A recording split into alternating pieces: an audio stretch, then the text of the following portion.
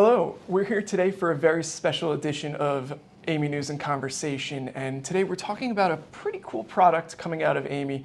It's called Medical Device Safety in Focus, and this is focused specifically on artificial intelligence and machine learning. I'm here today with Joe Lewelling, our Vice President of Industry, and we're going to talk about this product, we're going to talk about its focus and why it's so important for you to check it out.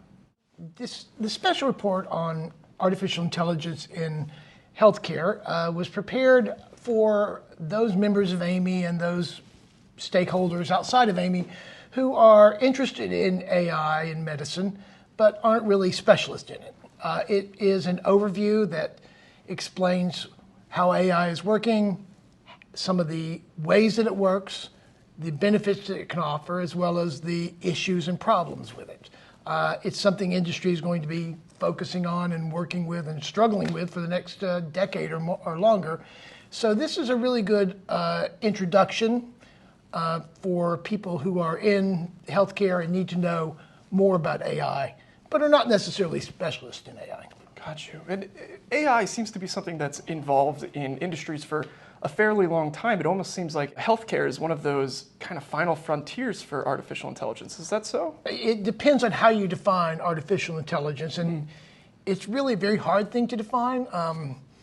A working group under the International Medical Device Regulators Forum spent a year or so trying to define it, and I think they came up with 28 definitions. So they finally wrote the report without defining it, because you can define it so many ways, from simple computational, binary algorithms to the more complicated neural networks and other systems that are trying to mimic human thought and also bring in the ability to analyze huge quantities of data quickly and in ways that the humans can't really do on an individual basis. So, Joe, I know this report is for people who might not necessarily understand everything that's going on with artificial intelligence in the healthcare space. But I also understand that this is kind of endemic for artificial intelligence applications in general. A lot of people call it the black box or the magic box conundrum.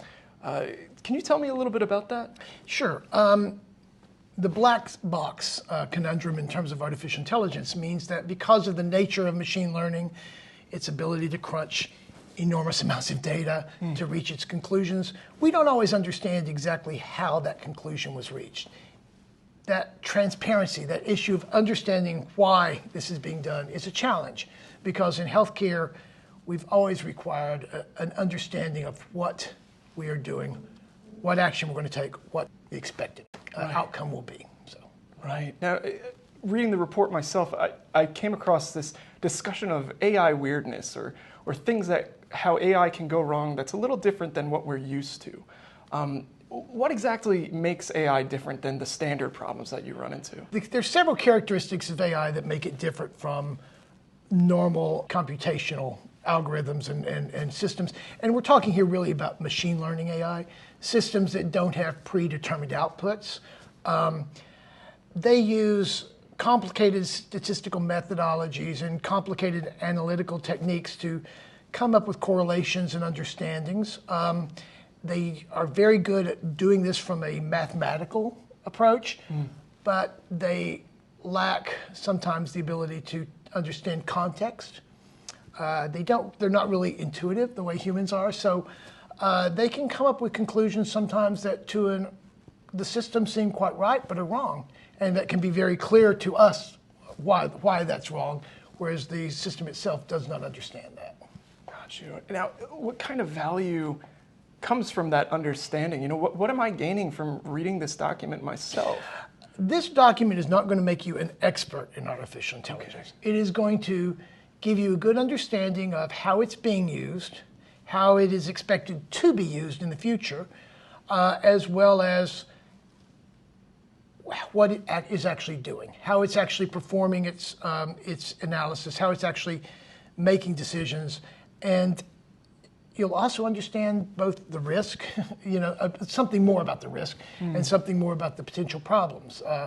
AI is obviously, as with any system, only as good as its input and its programming, and it can go wrong, as you said, in very unusual ways. All right, I'm going to put you on the hot spot here because we're talking about risk, and I'm not sure I understand exactly what you mean by risk when we talk about it in concept of medical devices. Okay, and that's a good question because there is some ways of looking at risk that are very different than the way we look at medical devices. In the medical field, we have a principle that we all abide by. It's the Hippocratic principle: first, do no harm. When whatever we are doing in medical devices, our goal is to improve patient outcomes. And risk means risk to safety or risk to the treatment of patient in our world. We don't consider risk to the company or risk to the organization. It's really a very patient-centered focus, patient and the public, that we need better patient outcomes. Devices are judged on, devices or any healthcare technology is judged on how well it produces those better patient outcomes. All right, so it's all about the patient here. Not gain, not risk versus reward, but just... Risk versus reward in respect to patient outcomes, yes, but not in respect to anything else. I see. Yeah. Okay, and you mentioned the Hippocratic Oath, and I know we've had some doctors involved in the creation of this document. Who exactly is cited in it that, are you excited about anybody particularly? Well, everybody. Everybody, okay.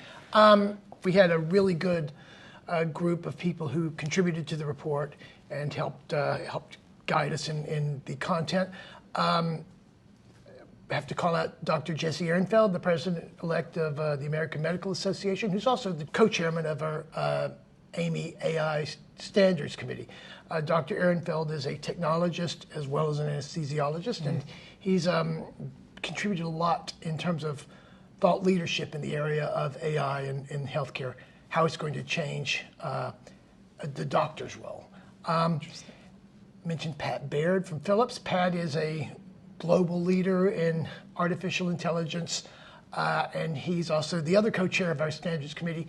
He contributed to this, and he's a thought leader as well. Steve Grimes from Strategic Partners. Steve is a HTM professional who's been working in this, and he had a lot to say. And we had experts from ECRI, Aaron Sparnan and Francisco Rodriguez Campos, who provided a lot of information about AI and the work that they've been doing, informed by the work that they've been doing in this area. And that's just to name a few. Just to name a few. Right. So a portion of the report was about the rehumanization of healthcare through AI. And that's a concept that I'm sure would be a little foreign to most people, because when we think about technology, we think about it dehumanizing what it happens around us. Well, that's a big problem. And I think a lot of people remember back when you would go into the doctor's office and the doctor would be talking with you and focused on you. And now when you go in, a doctor or a nurse is sitting there, inputting data into the machine. And you sometimes can question, is the doctor treating me, or is it just, treating the machine? Is the machine making all the decisions? So it is important that we don't let AI further erode that connection between doctors and patients, or clinicians and patients, I should say, not just doctors. So, Joe, now that, let's say somebody has read this report, they're inspired to get involved, they're inspired to do more, they feel more confident about artificial intelligence in the medical device space. What can they do next?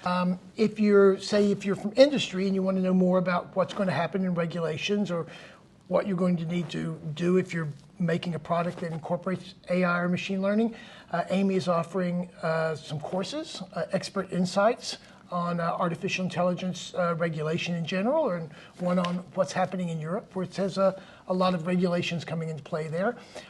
If you are from the healthcare side and you want to know more about how AI is going to be used in the patient care environment, the AAMI annual conference this year in June in Long Beach. This is the AAMI Exchange, right? AAMI Exchange, yes. Okay, yes. There will be several sessions there talking about AI and how it works in the healthcare environment. If you want to actually have a hand in developing the standards for artificial intelligence, AAMI has a standards committee, the AI committee, that works collaboratively with British standards in London to develop joint documents, joint standards and technical reports on artificial intelligence. And that's a great place to get involved in the standards development side of it as well. So.